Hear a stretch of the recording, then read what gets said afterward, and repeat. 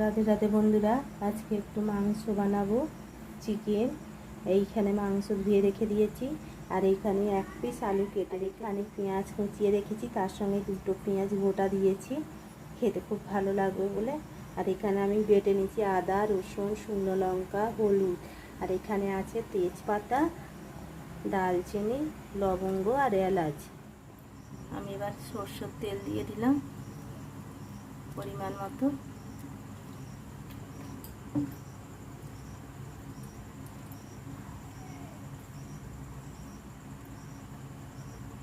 এবার আমি আলুগুলো ভেজে নেব।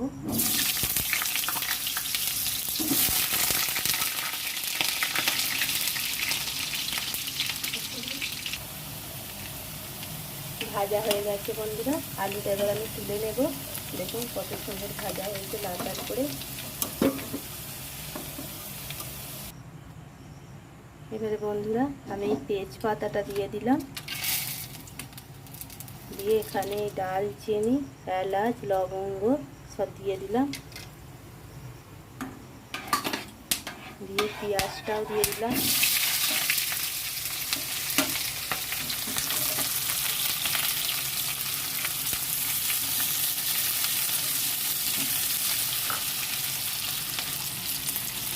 এবারে একটু এটা লাল করে আমি ভেজে নেব।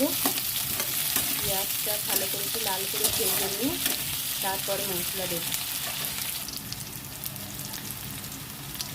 পেঁয়াজটা বন্ধুরা ভাজা হয়ে গেছে, আর এই গোটা পেঁয়াজটাও ভালোভাবে ভাজা হয়ে গেছে। এই গোটা পেঁয়াজটা দিলে খেতে খুব ভালো লাগে, খুব সুন্দর খেতে লাগে। এবার আমি মশলাটা দেবো। এখানে আদা, রসুন, শুকনো লঙ্কা আর হলুদ বাটা আছে, আমি দিয়ে দিলাম।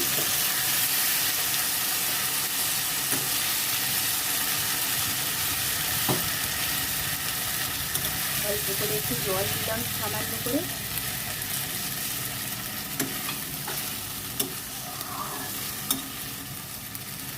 এবার এতে একটুখানি সামান্য নেড়ে চেড়ে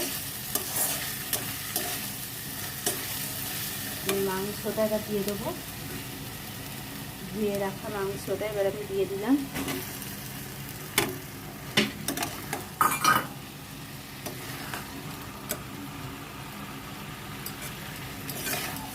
এবারে এটাকে কিছুক্ষণ আমি কষে নেবো।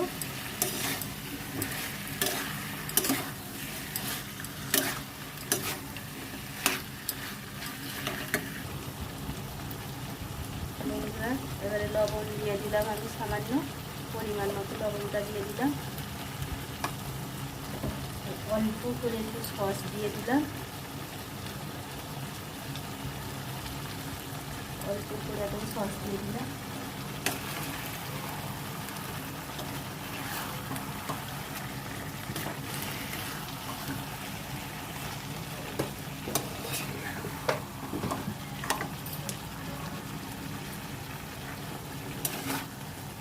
আমি একটু নেড়ে ছেড়ে ভালো করে কষবো এটাকে।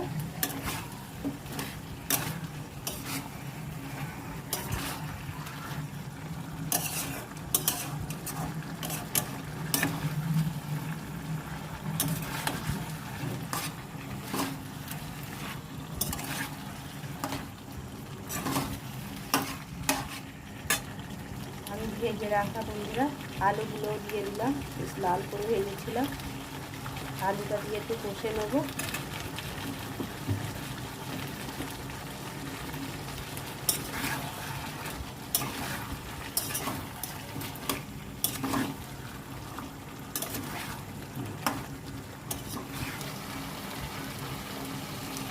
বন্ধুরা আমার এই মাংস কষা হয়ে গেছে, এবার আমি একটু অল্প জল দিয়ে সেদ্ধ করব।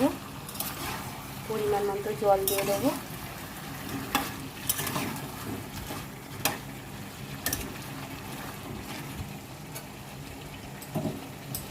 পরিমাণ মতো জল দিয়ে দিলাম, বেশি জল দেবো না, কেন এটা রুটি দিয়ে খাবার জন্য হচ্ছে।